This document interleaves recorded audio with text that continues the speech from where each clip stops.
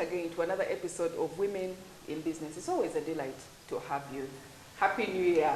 Still Happy New Year until the end of January. True. It's always a delight. Women in Business on Smart 24 TV. We've been talking about not only the different linkages, the different systems, the different inspiring journeys of women in business, but we're also very keen on finding out what are those little nitty-gritty things that are happening maybe in the spaces, in the business spaces, or within, for example, the last two episodes we were talking about faith, the religious institutions. How do they influence business? This is very keen. So on this particular episode, our topic today is Muslim faith and the urban businesswoman. And to help us understand, give us insight, we have two amazing guests who are going to help us through. And on my immediate right, I have Mr. Chiwanka Muslim, the chairperson for the Corporate Muslims Association. You're welcome. Thank you. And we also have Mrs. Nachama. Kachama, Zaitun. She's a counselor, a business coach, and also a businesswoman. You're welcome. Thank you, Dad. Yes.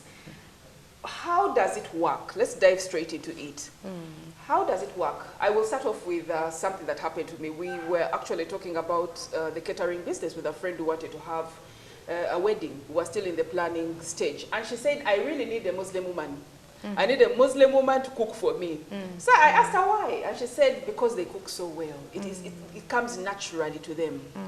And then, this was like 5 years ago. And then I started now looking at all the different catering, catering companies, and you get to find out quite a number of them. If you pass through Kawempe, almost every Mama Gundis, Mama Zaituni, or this or that, there is always something to do with catering.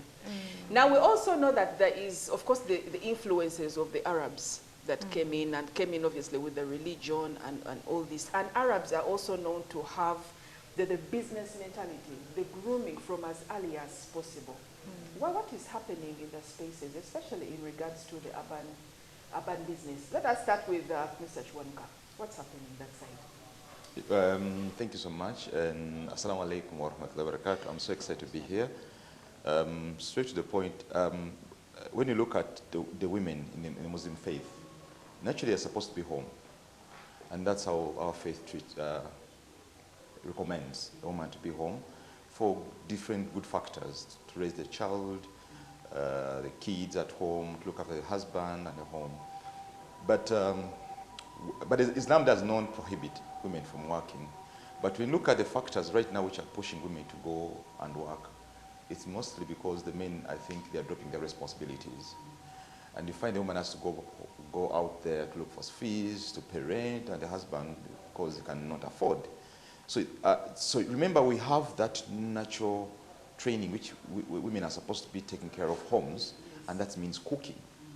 So you found your friend telling you the Muslim lady is supposed to cook for her because they have been nurtured all their lives to take care of homes and cook. And if you go through Kampala, the best restaurants, if you can name them, are them for Muslims. And that's the reason. That's subjective. That's subjective. It's subjective. We also have non-Muslims who really cook. They are good, but these are naturally. Others, I think, they have gone to catering services. This is, I think, at home. That's why you find the Swahilis, they are more into, they are the one doing the daddies and those little things, because that's what they are supposed to be taking about their children and husbands. That's their main jobs to do. So they want to take out that expertise or that experience into the market to see that if I do my daddies, I cook my rice, can I put that to be bought? And that's how they entered into the business. We've also seen quite a number of instances in which you have, especially within the urban setting, whereby you have empowered women. Yes, they have studied, and once they go, and they have been working even before they get married. But once they go and get married, then the husband says, you know what? Come home, come and sit. I don't want you flying around with whatever it is, showing your beauty to all over everyone. Come and sit home, take care of me, I'll find you there. If you are earning 2 million, I will give it to you. Yes, just stay home. And then you find the lady, this is a lady who has actually, she's a professional, and she is staying home. And guess what? Before you know it, after 1-2 years, there's another, and your religion allows it to happen. There's another 1-2 women that are brought on board. Why is that happening? What is the ethos behind it? I think, first of all, there are some jobs which are not supposed to be done with women. And I'm going to give you like 2. There are many. Me personally. Done by women or done with women? There are some jobs which can't be done by women. By women? Yes. And I'll give you my reasons why. As a Muslim, my wife cannot become a receptionist. That she's free to every man to approach her, anytime. No. Yeah. When you say done by women, is it as preference? You would prefer that women, the women that you know, that is your sister, your aunties, do not actually do particular jobs. Exactly. Because we have these particular gender jobs, and the job that you're actually talking about, historically, receptionists have been women. Exactly. Historically. So when you come in and say you don't want, it's a, you know. I'm giving you now some men who come out and say, my wife cannot work. And they have their reasons why they can't work. First of all, they can look after their women. Yeah. They can pay you. What do you want from working? Which kind of job are you doing? You're telling me that you're going to Kampala to sell clothes. Yeah? You're going to do a reception there. How much are they paying? 200,000 shillings. When I sit down and I assess, you tell me you're an engineer. They pay you 10 million shillings. I sit down and I assess, wow, that's where we take our children to school. We would be training our children, girls, to be caretaker of homes, health care, cooking, because we want them. That's what we're planning for them to do. But to take our children to become doctors, engineers, teachers, nurses. Yes, there's some jobs which you see that really matches my wife. But let's backtrack. You were talking about those particular jobs, receptionists. Now, as a faith, as a Muslim faith, there's that kind of jobs you feel they are putting a woman in jeopardy. They can be doing it in a secular setting, but a wife being approached by every person. 2, sales job. I have a lady I used to work with. There's a guy who used to give her business for advertising on radio. She could tell us, could you please, this guy give me business, but escort me to go and sign this order. Because she may rape me every time she wants to touch me, you know. Because of the job, you are approaching different men because you're looking for businesses. So you're putting yourself like in the cage of lions. So women could be doing it in this secular setting, but realistically, they are putting them in danger. They are vulnerable. Yeah, exactly. And that's why you tell me, what job do you do? I'm a saleswoman. I do local advertisement. I look for this. No, that's the wrong job for me. Which other job? You've mentioned receptionist. You've mentioned salesperson. No, there are many. First, wait. I know Zaitun, you're dying to mention. Any job where men are too much in interaction with you all the time. This is where being in a controlled setting, I work with my colleagues, but imagine you give yourself, it's called probability. And those men who are 200 who approach you this year, maybe one can be successful. Can kick you, can slaughter you, can disorganize your brain. And men are sharp these days. Exactly. You pay you 1 million tomorrow, you come back and buy a car. Now your husband give you 2,000 shillings to go for transport to go to work. This guy is promising you heaven and hell. You say, what end of the day, what am I losing? So that's my take on that. Yes. How is it working? So how is it working? No. Because they tell us under women empowerment programs that we are free, and this is what we always preach, yes, to other women as well, that come out, pursue the opportunities that are there. Yes? Go out aggressively, market your business. This gentleman is here, and he's telling the sister, yes, and you're just a representation of so many other men. It is not only him. And this is why it's very good to have these conversations on women in business. Because we get to understand exactly those different things, that the fears, actually. The fears that men have, especially in the urban setting. Zaitun, how is it working? How is it working? Is that true? A little highlight. One, it may not be fear, because the religion puts this as a protective measure. It's more of protecting the community, the woman and the man, because, you know, when there's a lot of interaction, a number of things happen. But me, I want to go back to business. I want to go back to business. What is business? Because business is just simply, he keeps telling me business is simply finding someone's problem and you convert it into money. And this should not be done from home or from a mall or from anywhere. And as we were coming in here, we were saying that not everybody has the ability to convert a problem into money. So whether you are an engineer, a teacher, or an electrician, or a salon person, you must have the ability, you woman watching me, to turn whatever you have, either in your brain or in your hands, into money. So when we say that there is this husband who wants to give me some money on the, someone was calling me Hajat Kameza, I advocate for that Kameza. The Kameza because money. It's woman's business. It's you're turning your wifely, attributes into money. Yes. Because the more you are wifely, the more enticing the Kameza will be. First wait. Initially, the Kameza money was basically because one, I believe, yes, that the woman was at home, isn't it? And the man had to leave some money for the woman to buy, yes, the small things. But also, I'm assuming that the generous man would leave something extra, and not necessarily that stingy association. The Muslim man is supposed to maintain the Kameza. Whether I'm the president of Uganda, whatever I become, that Kameza is his responsibility. What does it represent, that Kameza money? First of all, it represents a husband. It represents a responsible husband. It represents a husband who is taking care of his wife's feelings. Because one of the things that makes women happy out there is that coin that comes from their husband's pocket to that Kameza. Does your husband leave Kameza money? Oh, one of the things. Oh, okay. Don't take me there. Thank you. Let's go back to business. Yes. Business. We want to kind of take away the misconception that is happening today. Women need to understand that it is not a must to move away from my home to have business. We all believe today that many of the business today are going back home. Going to the point that Muslim was discussing as we were coming in here, your ability to put systems in place that make your money get to you, the one who is supposed to get it, the owner of the business. Because even though you go and get a full mall that has so many shops for you, that rent out of that mall is not going to get to you if you don't have the systems.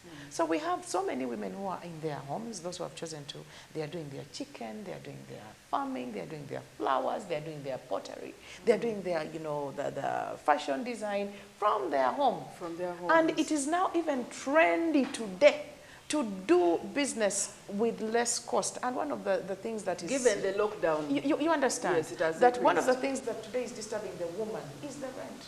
For example, she has gotten out and with some kind of friction, the husband is reluctant for her to go and she's exposing her beauty, because that is where apparently they hide from. But the fact that this woman is not even naturally meant to do business, she's failing to get money out of her business because she can't get the rent, minimum, just the rent. We were talking about the lodges in the business center. Yes. Many of the women are being used because they are failing to get rent out of their business. The liability part of it. They are failing to maintain their businesses because the cost is very high. And today we are advising ourselves to go, that we are now getting online, whereby you work from wherever you are. You can go into a restaurant, ask for a bottle of water, and do a lot of work on your own. But let me ask Zaitun. Yes. Are we actually nurturing businesses? Are we putting in place businesses for survival or for growth? Where we are coming from, people are doing business for so many reasons. We were discussing and we were laughing. I'm telling you, today I will be a stay-at-home mom when I'm wife one. And my husband brings in wife number two, and she has a shop in her, for example. And I'll start putting pressure on her that I'm also going to work. Yes. So that is a reason this lady is putting for her to start a business. So the idea basically is competition. It's some sort of competition. A little bit of competition. It's a little bit of competition, but there's also the other fact that maybe the other woman will have money. I also need to have money of my own. Yes, actually, the highlight, every human being must have a business. Otherwise, where will happiness come from? Because money is merely happiness. Yes. Money is not happiness, but I understand that it's kind of facilitates happiness. So every person should have a business. Yeah. That is what we want to teach ourselves and kind of make everybody. Because we have unique talents. That is what you said. You have unique talents and you need money. Every soul needs money. So what you're saying, yes, every soul needs money. Every particular person on this world needs money. But what you're trying to say that is each person has a particular unique ability, a unique talent that can be monetized. Definitely. Whether the person is a natural teacher, yes, that can be turned into money. You can basically go and teach someone, tutor someone. I know people who have homeschools. Someone is teaching children from her home. She has a local, and it's like one-on-one, and she even has online, classes and all that from her home. Is that something? Is that particular aspect very key in the Muslim faith? Why do we want to encourage ourselves, even actually every woman? Because we have what we call naturally given roles. Is that particular aspect about finding your unique talent and monetizing it, is it key with the Muslim faith? Is it very key, actually. Is it taught No, from as early as possible? It's not taught because it's naturally given. Is it naturally given is like I'm born with it, but maybe what the family does or what the home does is to nurture. Is to nurture it. To help my talent come out. And at a certain point I'm able to make money out of what I know naturally. Or what I have grown seeing. We've mentioned people The cooking. The cooking, we have embroidery, we have crochet, we have farming, we have chicken, we have goats, we have cows. The chicken. You understand? The poultry. Yeah, so everybody, wherever we are coming from, we need to be helped to find that natural thing that we The natural talent that we have within each one of us. I don't have to compete with wife A, B, and C, because the truth is she cannot be me. I was telling you that maybe my calling is my, your mouth, my money the is words. coming from my mouth. You understand? Yeah. And it will not be so easy for Haji to bring in a woman who can speak like me. You understand? So it would be so stupid for me to leave my natural calling, my ability to be able to send messages with my mouth. And then I start going to Chikubo to sell sugar. Because husband has brought a woman who is in Owino or in Chikubo. Yes. So we want to go back to the roots. What is business? Why do you want to do business? What do you want to do in case the money comes? People are making money. Let me tell you, Kameza is business. And I want you to make it very... Women are getting money. There are men who give their women money. A man lives... I know an uncle of mine who gives his wife every month 5 million shillings for the home. For the home. And he gives her 3 million shillings for herself. That is 8 million every month. Every month. But when you look at this person, you will first of all wonder where the money goes. Not even on her. So we need to understand what is business. Just a minute. No. Let's talk about it, Muslim. Let's talk about it. Let's get back to the, and this is the wonderful thing about seeing the influences, talking about the influences of our faith. Yes, especially right now, the Muslim faith. You've talked about the different, what inspires some women to get into business. And sometimes which is totally erroneous because it is not even what is naturally your talent. Because Haji has brought in another woman, you feel, okay, fine, I also want a business like this other person who is, has a business. Right. And these are real things that are happening. But you are insisting on the Kameza because it is something that is key, yes, to the home. It's blood. It is blood. I hope if men are watching, they need to watch it. We are also in the urban setting, Muslim, whereby you have the Stevie Association really rapidly getting in, and the Stevie Association is pushing for it and saying, you know what? Women are working. Why do we have to leave Kameza money? Why? Actually, it's becoming worse in this generation of ours. If you look at our parents' time, Kameza was a must. It was. Because our mother used it at home. And those homes where the Kameza was not left, you found that Hajj used to marry the wives so that they can be like part of employees.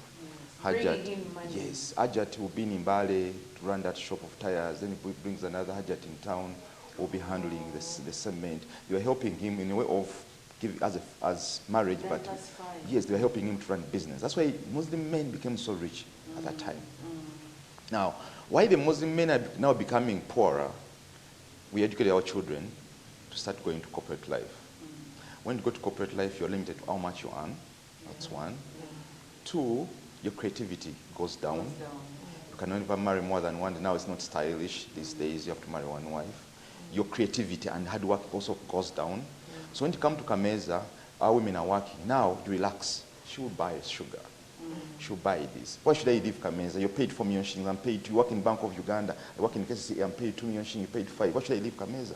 So we are dropping our responsibilities as men. Using that excuse, you're working also, I'm working. At the end of the day, what makes me a man is my wallet. Is your what? Wallet. Is your wallet? Money. What makes me you, the difference between me and you is money. To look after you. If I can't look after you, that means you're going to get me another man who will look after you. Who's going to come to add something on your side. So every man there has to fight and see that you make sure you make your wife's hair. You make sure, even if you don't leave Kameza, you have to do things there. You can use that excuse, I don't leave Kameza, but make sure all the responsibilities, you cover them at home. Apart from the responsibilities from the home front, Zaituni mentioned that there is quite a lot of business orientation, business capacity building in that Kameza money. Yes? That is not even just about just putting money there, the husband facilitating just whatever is going on in the home, but that particular money that comes out is a source of capital for the woman. It's a source of capital. If the brain is good, yes, that money she can will take utilize the home to. But you also mentioned that not every woman is, not every person actually, men and women alike are business inclined.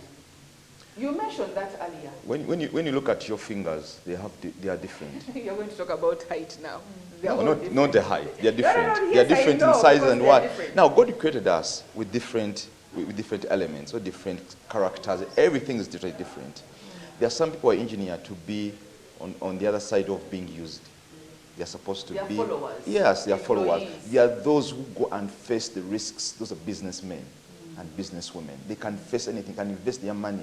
For you, when you get your salary, you keep it because you fear to lose it. The other person gets it and uses it immediately. Doesn't care the result. So not everyone thinks like that. Like she said, in this world, apart from the money, we are here to solve problems. That's all about life. It's about solving the problem. I'm hungry right now. Yes. If I want food, that person who's going to cook me food wants to be treated. I'm a doctor. So we are here. Now the money comes in as a way of extending services. So question is, what are you good at solving? Not good. You could be good at as a doctor. I could be a cook. So what are you good at solving? So our women have to understand what are you good at solving, other than just doing bandwagon. But I also believe, just like they say, when you meet someone, yes, and you get married, you become one, and it is your responsibility to always look at the best in the other person and to find out, take them from one level that you found them and take them to another level. Isn't that it? Because from my way of, from my faith, that is what we believe in, that you're supposed to exemplify. I'm going to give an example to my wife. I will give you an example, yes? If you have a wife who is not really inclined to that, she is contented with just the domestic front, but you know that this lady is very good with children. You know that she's a very good person, and not only managing the home front, your children, but also the neighbors' children, other children. Love her, they gravitate towards her. The first inclination is, if you went into maybe a daycare, if you went into a kindergarten, my wife, I think you would do quite well. Wouldn't it be also your responsibility to know that, you know, my spouse, and this cuts across men and women, my spouse is good at this, I think you can do this, I will support you so that you put systems in place. Instead of saying that there are some people who are just not good at that. I'm going to give you an example from my side. When I met my wife, she was into fashion designing. She was one of those shops in Kampala. But when I was looking at her business, was the one providing the transport, paying rent. I was asking myself, what kind of business are you doing? She loved it. So I gave her time to try out. But me, my brain was saying the business was not working out. I told her, me, I'm a salesperson. You can make money. In the same angle. I told her, tomorrow I want to dress nicely. I'm going to take you for presentation. She said, well, you just say yes, whatever I say. So I made an appointment with one of my clients in the industrial area. They do snacks for kids. So she can do tailoring for all these aprons and what. So we went there to close a business of 400,000 shillings, according to her. I started presenting. I said, I'm bringing someone who can do your promotion item to the best. She can do this and this and this. She can tailor, do this. This guy is an Indian, said, how much can you do for 200 aprons? We went there to only do 40. 40. Yes. Now she's asking more, 200 aprons. He kept on asking for others. We left there with an invoice of 10 million shillings. In just 10 minutes, we are able to close a business of 10 million shillings. What did you do different that she wasn't doing? I was a salesperson. She needed a push. Encouragement. It's possible. Some people are there struggling because they need just a little push. Just branding of the product. Yeah. Just changing the mindset. Little things. But people just lack just little things to make things better.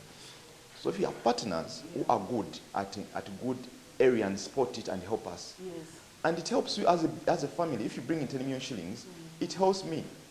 Definitely. Oh, definitely, because you're going to support. You also benefit. Exactly. Somehow it supports you. So what you're trying to say is that Zaitun is not, it's not just, what he's trying to say is that it's not just about just coming and putting that Kameza money and then hoping that your wife will basically have the business sense, yes, and the wisdom to make something out of it, to make savings. Yes, you can put 5 million there per month, like you at least have been blessed to know someone, but then the person may not even be aware of what her strength is, of what she is able to do at the same time. Could it be just... Of course, we have to understand that business is a skill. We will all acknowledge that we need to learn some things, we need to add some knowledge, we need to keep learning, we need to keep growing, we need to move with the trends and all that. Yeah. But I usually go back. The whole setting is that marriage itself, like if husband and wife, the children and the neighbor, everything is business. Actually, life is business. Life is business. So we have seen men who have been able to maybe front some assistance, so the ladies are not maybe willing to take it. We have seen men who have put money in their wives to say directly. And no profit has come out. And I've seen people who have someone puts chicken for his wife, doesn't make it. Someone puts us nursery school, it doesn't work. Someone does. So when we are choosing maybe to do family business, like we are trying to kind of highlight, we need to understand that the family, first and foremost, fronts or puts together a number of people with different characteristics, different talents, different abilities. And it could be you, the dad, mostly being a salesperson, the wife being the manufacturer, and then the children could even be the other thing. And then we bring in somebody else who probably is going to be the graphic element, someone is going to do the online bit, because today, like the online thing can go, we just can't go off the social media and all that. So we need maybe it's a son who is a cameraman, and you understand. To identify the talents of different members of the family. Going back a bit to the man that is going out, the Haji who used to look for a woman to put in a shop in Jinja, another one in Kampala, and the other one and the other one. We are now coming back to maybe even the nuclear family, whereby the father is not just going to go looking for any woman. So even while you are outsourcing a wife, you already have to look for some sort of the business mentality, business acumen. You know, you talk to this woman, you take her out and she will not just... You're actually looking for something that she will add.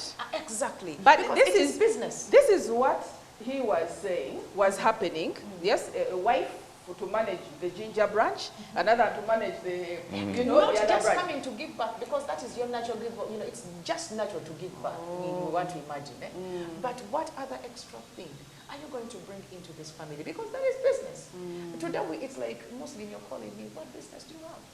Yes. Business is business. Business is money. Business is time. Business is energy. Business. You understand? And this is, now you're saying all these things. This is weird. Because you're saying all these things in an era where women, more and more young women are coming up with, what are you bringing to the table? I'm bringing my beauty. Yes? Anything that you have been given. Like I'm just bringing my beauty. I'm bringing the bedroom aspect. Yes? That is all. But what you are talking about, historically, you had to bring in something, yes, especially to add value to the economic strength. Isn't it? That's why they had you would have a woman in different branches to run those places. Now they would not just get anyone out of the blue. They would get someone whom they knew would manage that particular branch, or even have connections, deep family connections to those places. Now you're also saying, even if right now we may not have different women in different codes, you know, different areas, but you're saying even if it is a nuclear family right now, the woman should still be inclined to. So if my wife, for example, is a beautiful woman, what is wrong with my wife modeling the clothes?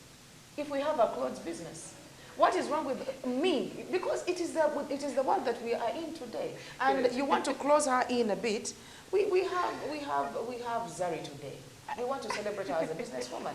And she's using the naturally given, you know, Yes. and she's fronting them and she's making money out of them. And we are looking at the positive bit of it, you understand? Yes. She is going to wear this suit and everybody will want to buy it. But he has also said, he said it from the very beginning, I want to hide her. She's also, let's take a short break. If you want to hide as we are closing, let's take off the face.